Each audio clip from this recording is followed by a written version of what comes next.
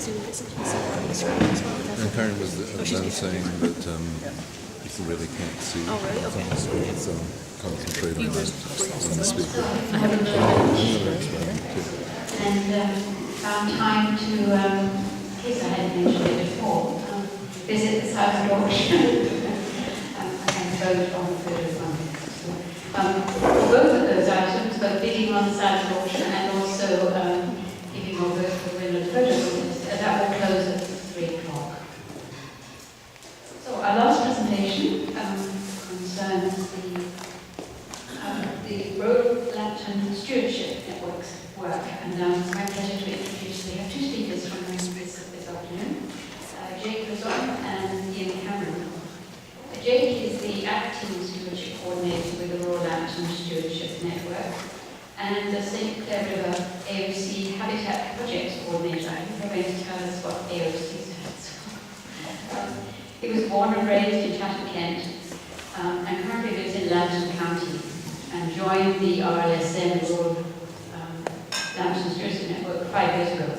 So he currently coordinates and facilitates a council of 9 and manages 10 full-time and seasonal employees.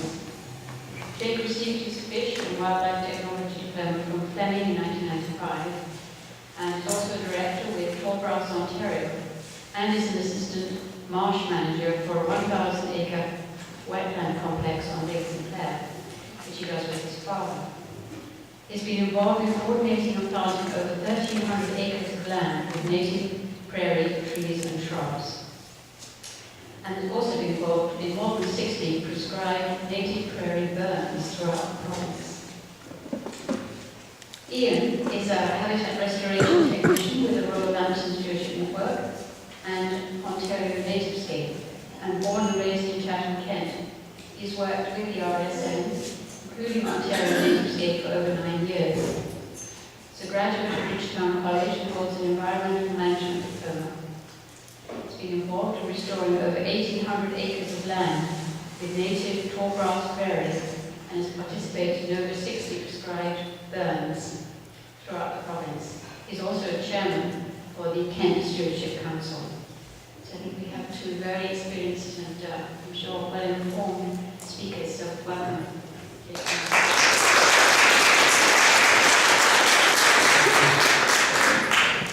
I'm just going to do kind of the order. First part of this presentation, Ian's going to do the center part, and then I'll finish off at the end.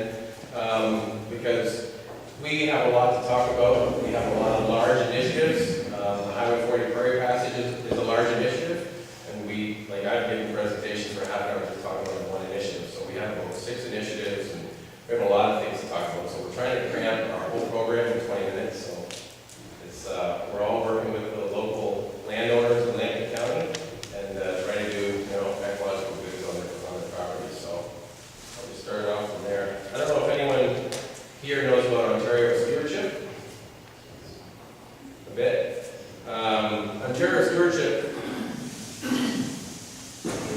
Ontario Stewardship started in '94, and we were the pilot program in the province. It's an organization under the umbrella of the Natural Resources. So there's 46 stewardship councils in the province, and there's 46 stewardship coordinators in the province. So each council have about 10, 11, 12 different council members that represent the area. Lampton, we have 11 kind of rural farmers, and there's Ducks and Land representation, and St. Clair Conservation Area representation. So we get together about, every 3rd month or every 4th month, and then we have meetings. But they're the ones that really facilitate the program. It's a lot easier to have a landowner knock on his other neighbor's door and say, "Have you heard about Rural Lampton Stewardship Network? This is the great stuff that we're doing. You can come and check out our property." So that's how it kind of started. The Ministry of Natural Resources give each council $10,000 to run the program. It's not a lot of money. Some programs have really done well. We've done extremely well. Like we have 10 permanent staff. We have a lot of different seasonal workers. We also have a subsidiary company called Ontario Nativescape, which basically do all the habitat work for us. And Ian is one of the Ontario Nativescape employees. We work with multiple partners.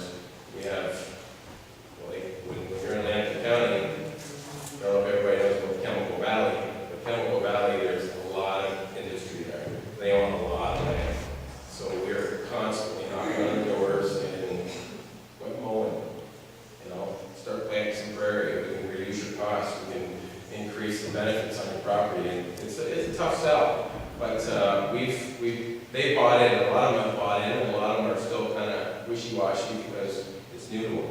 They're not sure, how they're going to do it. So I can let Ian kind of jump in from here, but he's going to talk about the next 15, 20 slides. You're good at it. Yeah, sure.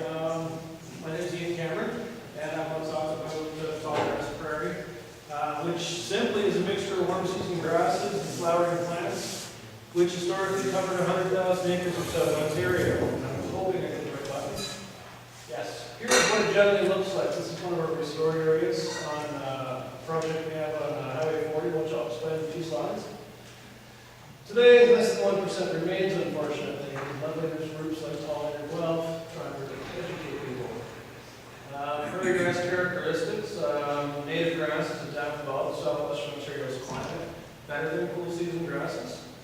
They offer important rank cover year-round for bird species, insects, many other species, deer, and that. The insects will actually overwinter in a lot of the stems, as we're seeing from some of the bee houses here. Patches of bare ground below, which you can see here, it's open up.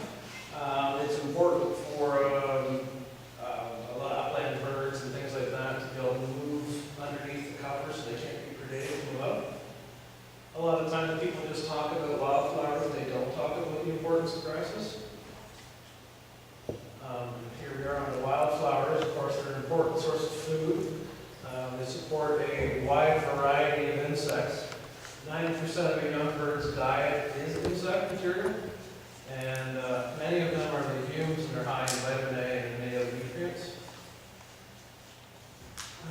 There's a reason that it's a vanishing ecosystem, as prairie doesn't really have a lot of trees in it. It's high nutrient value, so it's really easy to clear. It was one of the first areas that was cleared by settlers. A lot of the reasons why it also has disappeared is fire suppression, introduction of exotic species.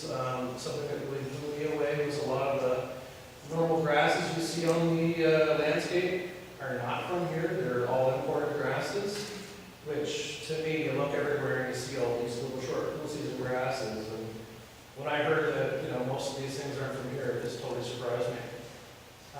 Prairie species are generally non-aggressive. So they don't spread easily, and they can't compete with a lot of exotic species. Which, of course, with the loss of prairie, we've also got a major decline in grassland-dependent bird species. And they've certainly declined more consistently than any other bird group. The other important aspect is butterfly migration. Because of the change in our landscape, we've got more monocultures on the landscape, a lot of it primarily being crops. And because of the monoculture that's happening, we don't have the different flowering species throughout the season. So maybe we'll get a whole bunch of things flowering at one time, producing nectar, and then next month there really won't be anything to support butterflies in the landscape, which is important with the polyculture of species, because you'll have several different species living at the same time of the year, at different times of the year to support species. Again, because of the changes, we've had some serious problems with lack of bee pollination, and we are looking at serious concerns with the world with wide food shortages. Now, one of the things that we do with Ontario Landscape is we look at unconventional uses for native plants in terms of just growing grass on the roadside. We look at creating habitat where there was no habitat, farm drains and ditches, buffer and filter strips, and a lot of things sometimes people don't think of is, if you just want to do a wildlife management project on your land, that's a good use for native forbs versus doing things like deer plantings, turnip and things like that. You can take a look at some of the other things. And one of the newest things that's really happened in Ontario is biomass. That's a great use for prairie, and it does create great habitat. Okay, so what do we do? What do Ontario Landscape do? And this kind of leads me on to what I do. We have a great tall grass prairie program. have a nursery of all native species. All our seed is derived from wild stock from Southern Ontario, which is then grown on 260 acres of seed production beds. What that really means is we go around to local areas where we've done restoration projects before, or where remnant prairies are. We'll collect some of the seed off that, and then we'll grow plugs from all of our areas where we are located, and then we'll grow all those plugs in production.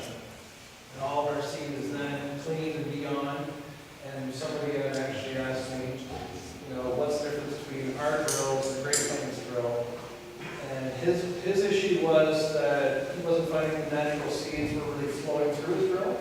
It's because we clean our seeds with brush machines, which actually allow our seed to flow through more like conventional seeds. This is one of our production areas. We've got over 60 species, all native and indigenous to Camp Lampton, planted over 200 acres. This is all swamp milkweed right here, which a lot of it's getting a bad rap. People like to call it red milkweed now. This is us planting our tall sunflower beds. All these are actually all grown in greenhouses, put into plugs, and then we have our specialized plug planting machines, and we manage that ourselves. Because a lot of these things are really difficult to grow, and generally, if anybody's familiar with spraying things and getting pests out of your land, pretty much a lot of the stuff that we grow is actually in that book. So really a lot of what we need to do to take care of our beds is a lot of mechanical cultivation, because it's not like trying to grow corn or any other species. It can be difficult, but we get it done. This is about 2 acres of tall sunflower that we've got planted.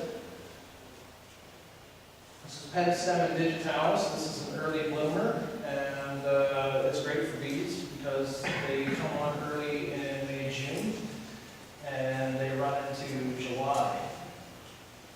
And this is all butterfly milkweed here, which is a bloomer which goes from July to August.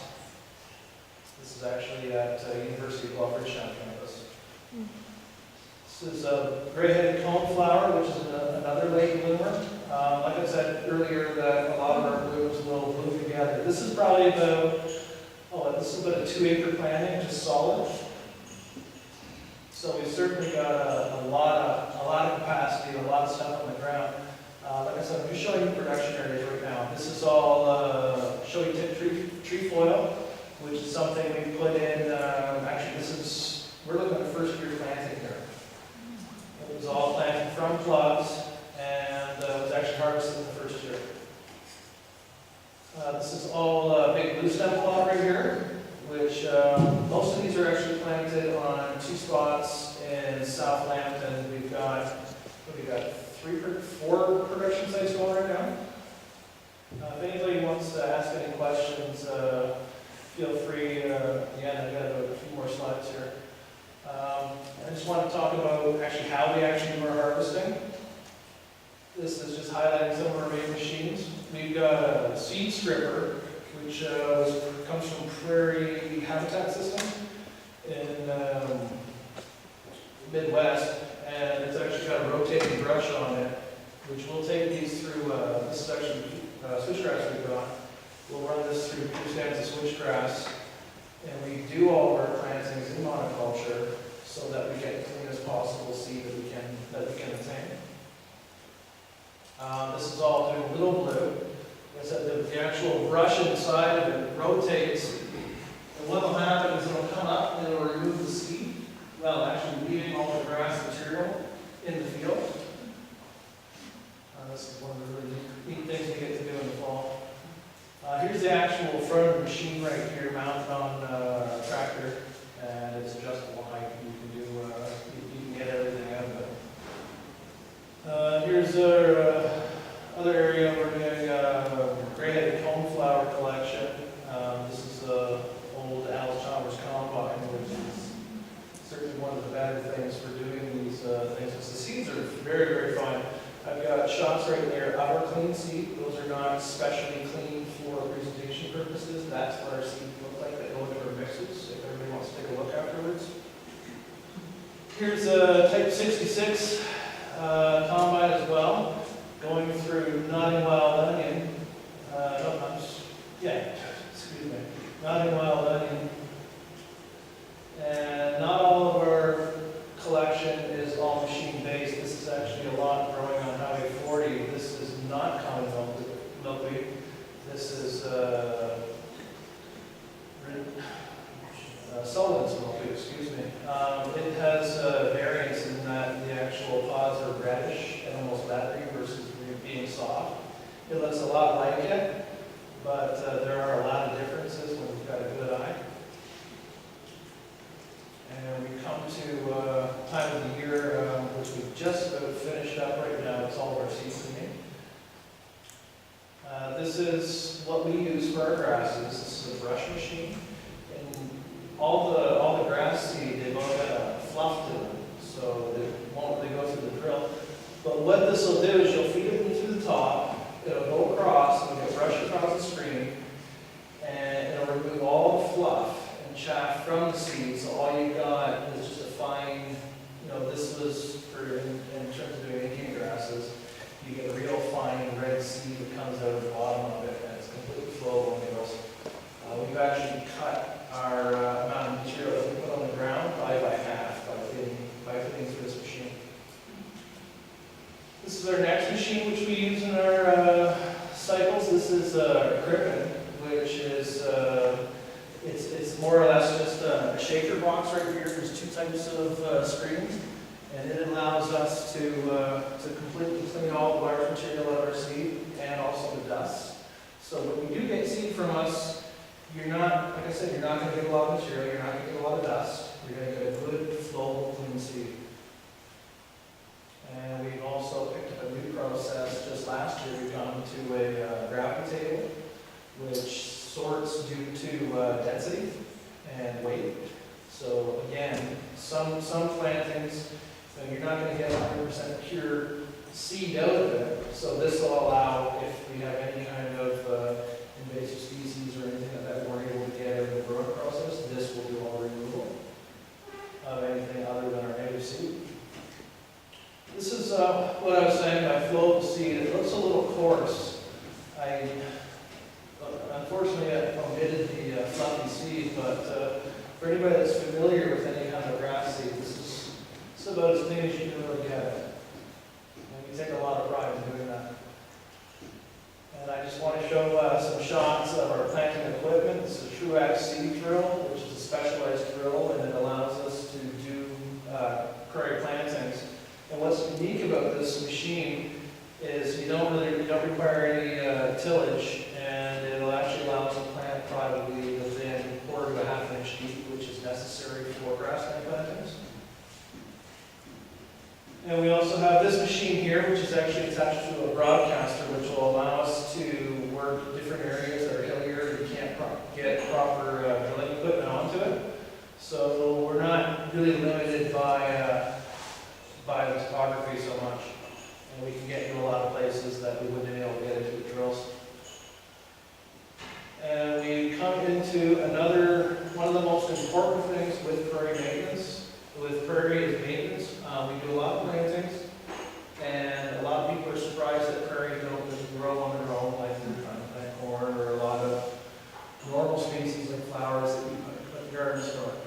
What you really need to do when you're dealing with prairie is it's warm season grasses. So what that means is in the springtime, when all your grasses that you see now are developing, you have to maintain those cool season grasses so that your warm season grasses will come up.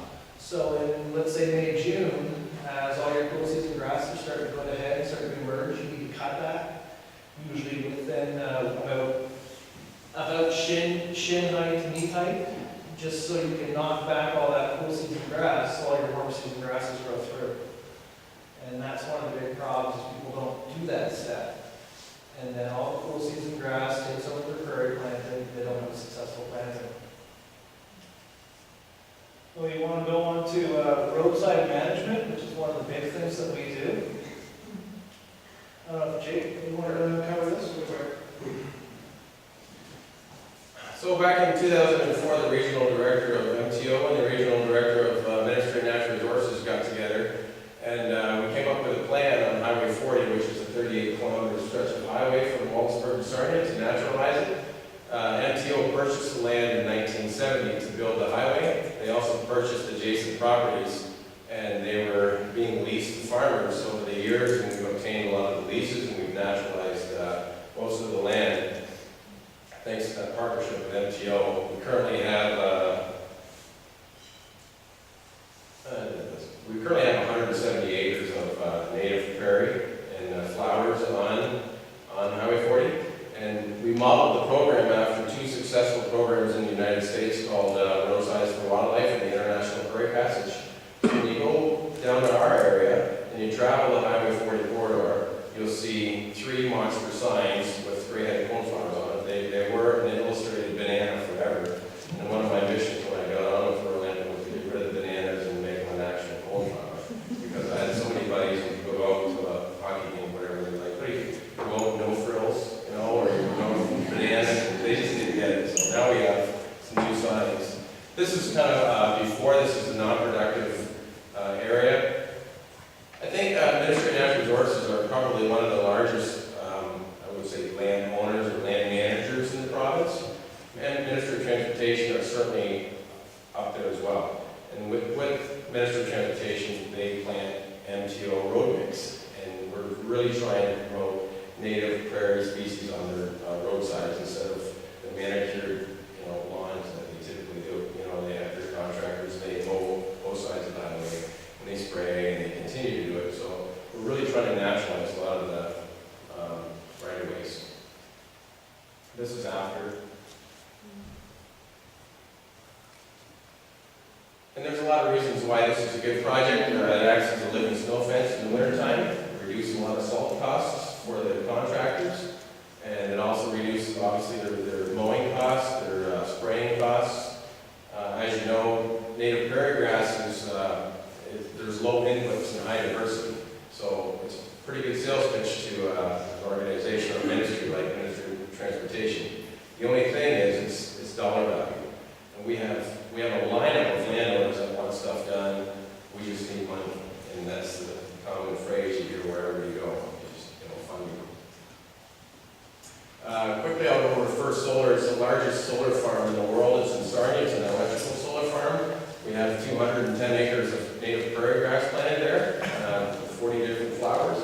So if you're traveling to Sarnia on Highway 40, there's Blackwell, Moblin, Churchill, or Confed, are the four roads that go all the way around it. You can see a sea of colors. It's pretty amazing. So we lucked out. There was a Trans-Canada pipeline that went through this property, and they couldn't put the solar panels on top of the pipeline because it can't dig underneath it. So we managed to put all the prairie in there. So this is another good sales pitch for the landfill Guelph, just to showcase that we're actually doing a lot of stuff with a solar farm, First Solar and Enbridge, who purchased that there is some opportunities to work with the solar company at the landfill. Jay, Yeah. can you put prairie grassland into the solar panels? Well, it's a good question, and we tried to incorporate that into their plan, but they didn't like it because some of the prairie grasses were too big, so we had a short mixture, but they still didn't like it. So they just wanted a cheap grass mix, and then they mow it. They go in between the panels and mow it. So we really promoted it crazy, and it continued to go well. So we managed to get the access corridors, the parameter of the property, and I went to Sarnia Council 3 times and gave presentations to the Sarnia, like to the neighbors, because they weren't sure what we were planting. It was weeds, and I had to explain they're not weeds, it's a native plant. So it was a great partnership with First Solar. We have a large invasive species program. We have an Argo spraying unit, and this is a whole other topic, so I won't get into it with Frank Laney's. Should be a whole conference on that.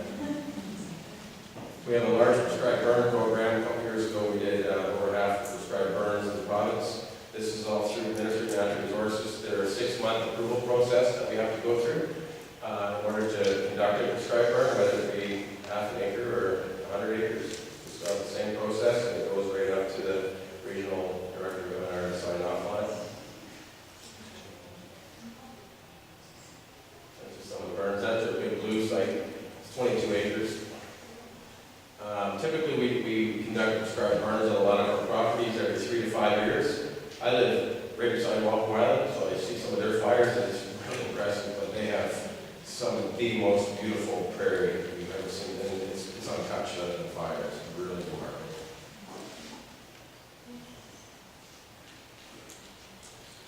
That's our largest one. That's a 110-acre property.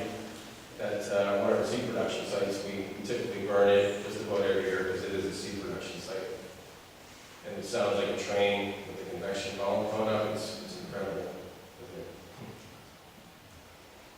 Lampton Lagoons is owned by the St. Clair Township. It's a lagoon property that's 38 acres.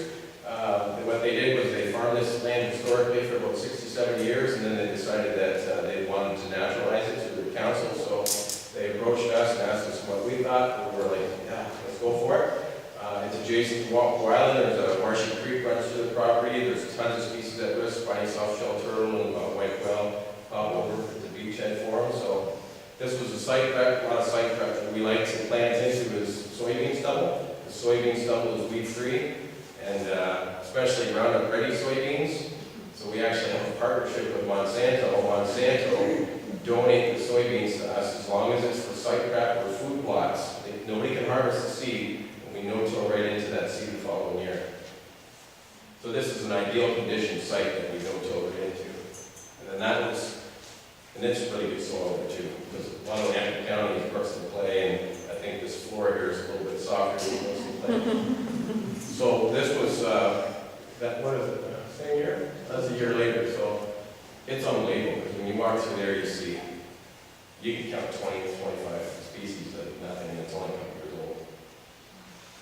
old. King Properties is a large property out in Elviston. She's Mary Ellen King is on her council, and she's contributed 1,200 acres of her land to restore to wetlands, prairie trees, and shrubs.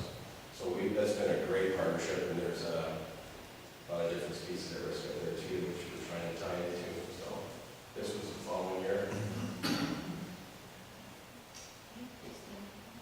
Yeah, these are just quick little properties that we planted, and that's the following year. That's Lampton Lagoons now. There's dense blazing star there because we planted it before it was listed as endangered. Now it's endangered. And that's Ian.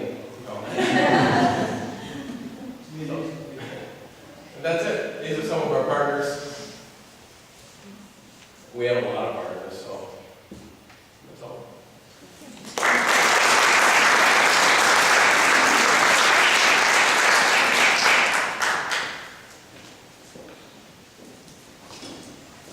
I don't think we're going to stay for the workshop because we got to stay over to ride home. So. Right. Yeah.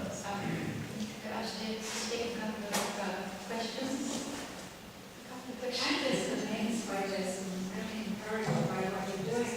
But can you tell us a little bit more about where this is all located and who your biggest customers are? The majority of it is Who uses your seed? Is it all a lot of private landowners. So what we do is we typically, if you had a 100-acre property and you wanted to restore 50 of it, you'd approach us or we'd approach you, and we would write proposals. We write proposals to everybody to try to get funding to restore your property. Industry is a big component of it. Ontario Power Generation have contributed a lot of money. Pure oil, no chemicals for solar. We did a large planning at the Toronto Region Conservation Authority in Markham the last 2 years. That's a Bob Hunter Memorial Site. There's 70 acres of native prairie that's planted there, and that's amazing. Bronson Provincial Park, we planted 250 acres there for hens and sparrow recovery project. That was in partnership with their local stewardship coordinator. where are your fields in the nursery? No, they're like near the Bothwell area in the Sand Plains.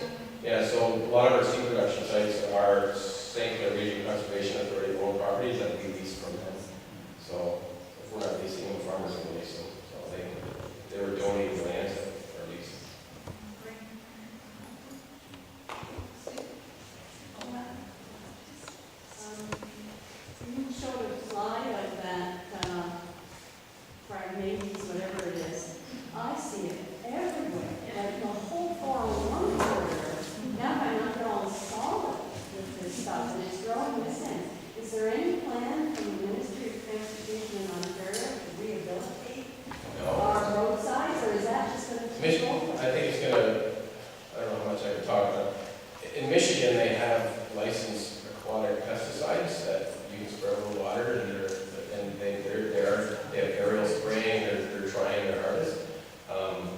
We don't have them over here. And it's so much. Over the whole 401 corridor. It has. You should see Walpole Island. It's 50,000 acres of delta, and it's just incredible. As mentioned earlier, I manage a 1,000-acre marsh with my father in Lake St. Clair, and it's unbelievable how much phragmites is there compared to the old days. Once in a while, you'll see small rose mountain pop out of the blue. It's like, hey, where'd that come from? Because it's all frag. And my dad tells stories when he was a kid that it obviously wasn't around. It was just cattails. There's a little bit of Monsanto is that they are for genetically modified Yeah. organisms. Is this a long-term partnership with them? We've been with them for a while, and I think this is it's a green image for them to promote that they're trying to do something with their beans that we're planting native prairie into it, because it is quite costly to have a landowner at his own expense plant soybeans or corn. So we've saved a lot of money thanks to Monsanto to be able to plant our native prairie grass. And I know where you're coming from, and that's a whole other topic too. But yeah, it's been a good partnership in that aspect. They've really helped us, because if it wasn't for that, then we'd have to find funding to get 38 acres of soybeans and corn. Oh my Lord, it's a lot of money. So that was, stuff like that's really nice that they can do that. So, I know. Sure. I have two quick questions. The first, you were saying that you burn your seed plots every year, or a few of them. Why is that? Well, there's a lot of reasons why we do a prescribed burn. It's a fire-dependent ecosystem. It helps control a lot of the woody vegetation that pops up through it. And it gives our prairie a jump start in the fall and the spring. So when we burn it, it blackens the soil, and the sun hits the soil, and our prairie pops up a lot cleaner and quicker. So you plant it, it would grow, and you burn it, and then it would come back the next year. Yeah. Oh, I see. Okay. It comes up the same year. Oh, right. Oh, Yeah. and my second question is, I don't know too much about the native prairies, but as far as the succession goes, is it often that it transitions to shrubs and trees over time, or in all the native grasses and stuff that you're showing, is that just early on, or do some of them maintain that sort of grass and flowers? That's typically the succession of what you just mentioned. Okay, okay. So Trees and these are shrubs will eventually come, and then you get your oak savanna or what have you. And then, later these are stages just of younger life. versions. When you go to Walpole, it's a sea of oak savanna and different meadows, and it all depends on the soil structure and kind of where it's located. So, yeah. Thank you very much. It was a really interesting presentation, and certainly an impressive scale in which you're doing all of this. We have a way to go on this one. So the next step in the afternoon will be the workshops. Hopefully everybody has signed up for the one in each of the two sessions.